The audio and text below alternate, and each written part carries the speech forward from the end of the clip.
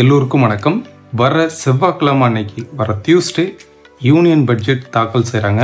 இதுக்கு முன்னாடி பண்ணது ஒரு இன்டரீம் பட்ஜெட்னு சொல்லுவோம். ரியல் பட்ஜெட் தாக்கல் இதுதான். வரக்கூடிய ஜூலை 23 தாக்கல் பண்ணக்கூடிய அந்த பட்ஜெட் தான் அடுத்த வருஷத்துக்கு உண்டான ரியல் பட்ஜெட்டாக இருக்கும். இந்த பட்ஜெட்டில் என்னென்ன கீ எக்ஸ்பெக்டேஷன் இருக்கு, எந்தெந்த செக்டார் பெனிஃபிட் அடைகிறதுக்கு வாய்ப்பு இருக்கு, நிஃப்டி பேங்க் நிஃப்டினுடைய மூமெண்ட்ஸ் கிட்டத்தட்ட லாஸ்ட் இயர் மட்டுமே நல்ல ஒரு மூமெண்ட் நிஃப்டி கொடுத்துருக்கு, பேங்க் நிஃப்டியும் கொடுத்துருக்கு. இந்த மூமெண்ட் தொடர்ச்சியாக ரைஸ் ஆகுமா, எந்தெந்த செக்டார் பெனிஃபிட் அடையும், இதை பற்றி இந்த வீடியோவில் பார்க்கலாம். ஃபர்ஸ்ட் திங், விகாஸ் பாரத், அதாவது 2047 இந்தியா ஒரு வளர்ந்த நாடாக இருக்கணும். இப்போ இந்தியா ஒரு வளர்ந்துக்கிட்டு இருக்கக்கூடிய நாடு, எமர்ஜிங் மார்க்கெட்டுன்னு சொல்லுவோம். டெவலப்டு மார்க்கெட்டாக இருக்கணும், எல்லா விதத்துலையும் டெவலப்டு மார்க்கெட்டாக இருக்கணும் அப்படிங்கிற ஒரு லாங் டேர்ம் ஃபோக்கஸில் தான் இந்திய கவர்மெண்ட் ஒவ்வொரு பட்ஜெட்டாக இருக்கட்டும், ஒவ்வொரு அனௌன்ஸ்மெண்ட்டாக இருக்கட்டும், அதை நோக்கி தான் இந்தியா நகருது. ஸோ இது ஃபர்ஸ்ட் திங். செகண்ட், இந்த பட்ஜெட்டில் salary employees all Indian tax association கவர்மெண்ட்டுக்கு ஒரு கோரிக்கை வச்சிருக்காங்க. ஏன்னா எல்லா டேக்ஸ் பேயர்ஸுடைய ஒரு ஆதங்கம் என்னன்னா 5 lakhs வரைக்கும் சேலரி வாங்கலுக்கு டேக்ஸை தள்ளுபடி பண்ணுறதான். ஸோ இந்த கோரிக்கையை வச்சிருக்காங்க. இது ஃபர்ஸ்ட் திங். செக்டார் வைஸ்ன்னு பார்க்கும்போது இந்த 3 செக்டாருக்கு ஃபர்ஸ்ட் ப்ரிஃபரன்ஸ் கொடுக்கலாம். First infrastructure sector. லாஸ்ட் இன்டரீம் பட்ஜெட்ல கூட 10 lakh crores இந்த இன்ஃப்ராஸ்ட்ரக்சர் செக்டாருக்கு அரசு ஒதுக்கீடு பண்ணிச்சு. முக்கியமா ரயில்வே, டிஃபென்ஸ், பேசிக்ஸ் ஹோம்ஸ். இப்போ ஒண்ணுமே ஹோம் இல்லாதவங்களுக்கு ஒரு சின்ன ஹோம்க்கு கட்டி கொடுப்பாங்க இல்லையா, அந்த மாதிரி பேசிக்ஸ் ஹோம்ஸ் கட்டி கொடுக்கக்கூடிய அந்த basics infrastructures and building development. So இந்த 3க்குமே இம்பார்ட்டன்ஸ் அதில் உள்ள ஸ்டாக்ஸ் என்ன அப்படிங்கிறத நம்ம பார்க்கலாம். இன்ஃப்ராஸ்ட்ரக்சர்ஸ் செக்மெண்ட்ல நம்ம பார்க்கக்கூடிய ஃபர்ஸ்ட் ஸ்டாக் ஐஆர்பி இன்ஃப்ராஸ்ட்ரக்சர்ஸ். ஓவராலாக கிட்டத்தட்ட லாஸ்ட் இயர் ஆகஸ்ட் மந்த்ல இருந்து கண்டினியூஸாக ஒரு ஸ்ட்ராங்கான அப் ட்ரெண்டு. இப்போ ரைட்னோ ஒரு பாட்டம் அவுட் ஆயிருக்கு. இந்த ட்ரெண்டை பொறுத்தளவுக்கு எப்பெல்லாம் அந்த ட்ரெண்டை டச் பண்ணுதோ அப்பெல்லாம் மார்க்கெட் ஒரு ஸ்ட்ராங்கான அப்சைட் ரேலி கொடுக்குது. அதே போல் அப்சைட்லேயும் பாருங்கள், ஒவ்வொரு முறையும் இந்த ரெசிஸ்டன்ஸ் இன்க்ரீஸ் ஆகுதா. ஸோ இந்த முறையும் சப்போர்ட்டில் டச் பண்ணிவிட்டு மார்க்கெட் ஒரு பாட்டம் அவுட் ப்ரைஸ், ஒரு டிஸ்கவுண்ட் ரேட்டில் ட்ரேட் ஆகுது. இது பை செல் ரெக்கமெண்டேஷன் கிடையாது. இந்த ஸ்டாக்கோடைய லிஸ்ட்டை நீங்கள் உங்கள் வாட்ச் லிஸ்ட்டில் ஆட் பண்ணிக்கோங்க. உங்களுக்கு என்ன டெக்னிக்ஸோ இல்லை என்ன லாஜிக்கலாவோ இல்லை என்ன ஃபண்டமெண்டலோ அதை நீங்கள் யூஸ் பண்ணி நீங்கள் பை செல் எடுக்கிறது உங்களுடைய ஓன் டிசிஷன் தான். செகண்ட் பார்த்தீங்கன்னா ஆர்விஎன்எல். இந்த ஸ்டாக் லாஸ்ட் இயர் ஒரு நல்ல ஒரு அப் ட்ரெண்ட் கொடுத்துருக்கு.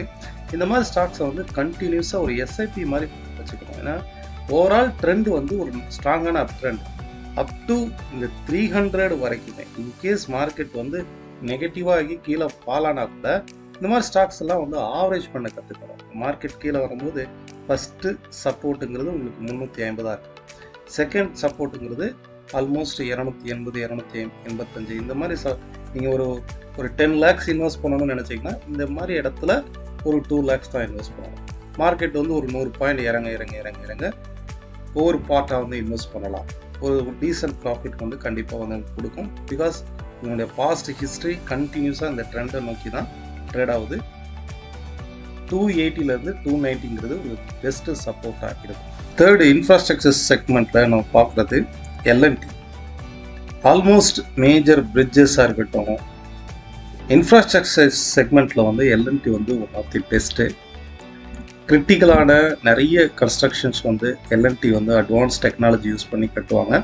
ஸோ இந்த பார்த்தீங்கன்னா லாஸ்ட் கிட்டத்தட்ட இந்த இயர் ஸ்டார்ட் ஆனதுலேருந்தே ஒரு range bound market, sideways range bound market தான் வித்தின் இந்த பவுண்டரிக்குள்ளே தான் ட்ரேட் ஆகுது.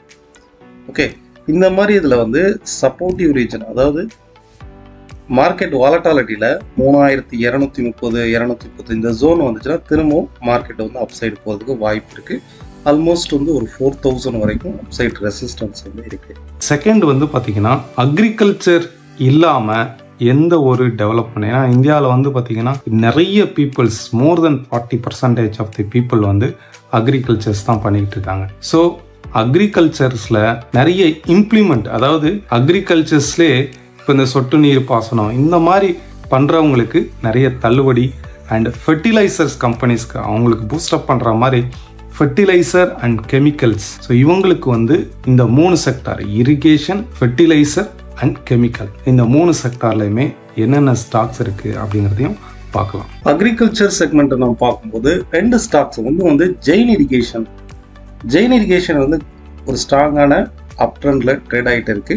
அது மட்டும் இல்லை, இந்த இடத்துல சப்போர்ட் எடுத்து தான் மார்க்கெட் வந்து அப்சைடு வந்து ரைஸ் ஆயிருக்கு. இப்போ ரீசெண்டாக அதில் வந்து பார்த்தீங்கன்னாக்க மார்க்கெட் வந்து ஒரு ஹெட் அண்ட் ஷோல்டர் ஃபார்மேஷனில் இந்த ரெசிஸ்டன்ஸில் பிரேக் அவுட் ஆகி தான் மார்க்கெட் வந்து ரைஸ் ஆயிருக்கு. இப்போ ரைட் நோ வந்து சப்போர்ட்டிவ் ரீஜனில் இருக்கா. இன்கேஸ் இதை உடச்சி மார்க்கெட் கீழே வந்தால் கூட நமக்கு வந்து 56ங்கிறது பெஸ்ட்டு சப்போர்ட்டாக இருக்கும். ஆல்ரெடி நமக்கு வந்து இந்த இடத்துல ஒரு ஹெட் அண்ட் ஷோல்டர் ஃபார்மேஷன் மாதிரி ஃபார்ம் ஆயிருக்கு. இந்த மாதிரி ஃபார்ம் ஆகி தான் மார்க்கெட் வந்து பிரேக் அவுட் ஆயிருக்கு. ஓவரால் ட்ரெண்ட் வந்து ஒரு அப் ட்ரெண்டில் இந்த மாதிரி ஃபார்மேஷன் இருந்துச்சு அப்படின்னா அது பிரேக் அவுட் ஆகி இப்போ சப்போர்ட் இல்லை இருக்குது. 70ங்கிறது சப்போர்ட்டு, செகண்ட் சப்போர்ட்டுங்கிறது 55. ஓவரால் ரெசிஸ்டன்ஸ் வந்து இந்த ட்ரெண்டு ஃபர்தராக 90 வரைக்கும் அப்சைடில் வந்து கண்டினியூ ஆகிறதுக்கு பாசிபிலிட்டிஸ் இருக்குது. ஸோ இதை வந்து நீங்கள் உங்களுடைய சார்ட் லிஸ்ட்டில் வந்து வாட்ச் லிஸ்ட்டில் வந்து ஆட் பண்ணிக்கோங்க. செகண்டாக வந்து பார்த்தீங்கன்னாக்க சாம்பல் ஃபெர்டிலைசர், இந்த ஸ்டாக்கும் வந்து பார்த்தீங்கன்னா ஒரு ஸ்ட்ராங்கான அப் ட்ரெண்டில் ரைட் நோ சப்போர்ட் எடுத்து மார்க்கெட் ட்ரேட் ஆகுது. இந்த மாதிரி ஸ்டாக் கூட மார்க்கெட் கீழே ஃபால் ஆகும்போது பெஸ்ட்டு சப்போர்ட் வந்து 390. இப்போ 490 இருக்குது. இன்கேஸ் கீழே இந்த வாலட்டாலிட்டியில் கீழே ஃபால் ஆச்சுன்னா பெஸ்ட்டு சப்போர்ட் 390, 395ங்கிறது ஓவரால் ட்ரெண்டுக்கு பெஸ்ட்டு சப்போர்ட்டாக இருக்கும். தேர்ட் வந்து renewable energy and media sector. ஏன்னா மீடியா செக்டாரில் வந்து பார்த்தீங்கன்னா இப்போ social medias, YouTube and Facebook, இதில் வந்து விளம்பரம், இதில் இருக்கக்கூடிய டெவலப்மெண்ட் தான் அதிகம். இப்போ முன்ன மாதிரி வந்து சன் டிவியோ விஜய் டிவியோ யாரும் பார்க்கறது கிடையாது. எல்லாருமே யூடியூப்ஸ் தான் பெரும்பாலும் வந்து பார்க்குறாங்க. ஸோ இந்த மீடியா செக்டார் ரொம்பவுமே நலிவடைஞ்சிருக்கு. ஸோ அவங்களுக்கு என்ன பூஸ்டப் கொடுக்கலாம், என்ன மாதிரியான தள்ளுபடி கொடுக்கலாம், என்ன மாதிரியான பூஸ்டப் கொடுக்கலாம் அப்படிங்கிறத பற்றியும் இந்த பட்ஜெட்டில் வந்து இருக்கும்னு ஒரு எக்ஸ்பெக்டேஷன்ஸ் இருக்குது, கருத்து கணிப்பு வந்து இருக்குது. அண்ட் ஃபோர்த் வந்து இன்சூரன்ஸ் செக்டார். இன்சூரன்ஸ் பாலிசிஸில் சம் சேஞ்ச் கொண்டு வர போகிறதா எக்ஸ்பெக்டேஷன்ஸ் இருக்கு, ஒரு கருத்து கணிப்பு இருக்குது. ஜென்ரல் இன்சூரன்ஸ் பண்ணுறவங்களே ஹெல்த் இன்சூரன்ஸும் டிரான்ஸ்போர்ட்டேஷன்ஸ் இன்சூரன்ஸும் பண்ணக்கூடிய ஒரு சேஞ்சஸ் கொண்டு வர போகிறாங்க. ஸோ இதை வந்து ஒரு எக்ஸ்பெக்டேஷன்ஸில் இருக்குது. இன்சூரன்ஸ் செக்மெண்ட்டில் நம்ம பார்க்குறது எல்ஐசி, லைஃப் இன்சூரன்ஸ் கார்பரேஷன். இது வந்து லிஸ்ட் அவுட்டில் ஐபிஓவில் வந்த புதுசில் மார்க்கெட் கண்டினியூஸாக கீழே ஃபால் ஆகிட்டு இருந்த மார்க்கெட்டு அப்படியே ரிவர்சல் ஆகி ஒரு நியூ ஹையை கொடுத்துருக்கு. ஸோ இந்த ப்ரீவியஸ் உடைய இந்த ரெசிஸ்டன்ஸ் போட்டு பாருங்கள். கரெக்டாக மார்க்கெட் வந்து இந்த ரெசிஸ்டன்ஸில் சப்போர்ட் எடுத்து மார்க்கெட் திரும்புதா? ப்ரீவியஸாக இந்த ரெசிஸ்டன்ஸையே பிரேக் அவுட் ஆகி இதே சப்போர்ட் எடுத்து திரும்புதா? This is a previous resistance. இதை சப்போர்ட் எடுத்து மார்க்கெட் இந்த இடத்துல பாருங்கள் டபிள்யூ ஷேப் ஃபார்மேஷனில் மார்க்கெட் திரும்புதா? ஸோ இன்கேஸ் கீழே ஃபால் ஆனால் கூட இது ஒரு நியூ ஹையை கொடுக்கறதுக்கான வாய்ப்பு இருக்குது. அட்லீஸ்ட் இந்த ப்ரீவியஸ் ஹை வரைக்கும் ரீச் ஆகிறதுக்கும் வாய்ப்பு இருக்குது. ஸோ இது ஒன்று. நெக்ஸ்ட்டு வந்து பேங்க்ஸ் வந்து வருவோம். எப்போதுமே ஒரு பட்ஜெட்டில் பேங்க்ஸ்க்கு வந்து சம் இம்பார்ட்டன்ஸ் வந்து இருக்கும். இதை நம்ம பார்க்குறது ஒரு private sector bank, city union bank வந்து பார்த்திங்கன்னா கிட்டத்தட்ட லாஸ்ட் ஒரு 3 டைம்ஸ் இந்த ஒரு ரெசிஸ்டன்ஸை நோக்கி தான், வித்தின் இந்த ரெசிஸ்டன்ஸுக்கும் இங்கே உள்ள சப்போர்ட், அதாவது 125க்கும் 200க்கும் இன்பிட்வீனில் தான் கிட்டத்தட்ட ஒரு லாஸ்ட் ஒரு 4 இயர்ஸாகவே ட்ரேட் ஆகிட்டு இருக்குது. எப்போல்லாம் அப்சைட் ரெசிஸ்டன்ஸ் 200, 205 டச் பண்ணுதோ அகெயின் மார்க்கெட் கீழே ஃபால் ஆகுது பாருங்க. இந்த இடத்துல டச் பண்ணிட்டு மார்க்கெட் கீழே ஃபால் ஆகுது. அதே போல் இந்த இடத்துல டச் பண்ணிட்டு மார்க்கெட் கீழே ஃபால் ஆகுதா? அதே போல் பாடமில் வந்து பாருங்கள், ஒவ்வொரு முறையும் மார்க்கெட் வந்து ஒரு 120லேருந்து 115 இந்த ஜோனை டச் பண்ணும்போது மார்க்கெட் வந்து ஒரு ஸ்ட்ராங்கான ரேலி இருக்குது. அதே போல் இந்த இடத்துல பாருங்கள் 120, 125 ஸ்ட்ராங்கான ஒரு ரேலி இருக்கா, டுவர்ட்ஸ் 200 வரைக்கும் ப்ரைஸ் ஆகிருக்கு. இப்போ இந்த இடத்துல பாருங்கள் கண்டினியூஸாக இன்வெஸ்டர்ஸ் வந்து ஒரு 120, 125 இந்த ஜோன் வந்தாலே பை பண்ண ஆரம்பிச்சிருப்பாங்க.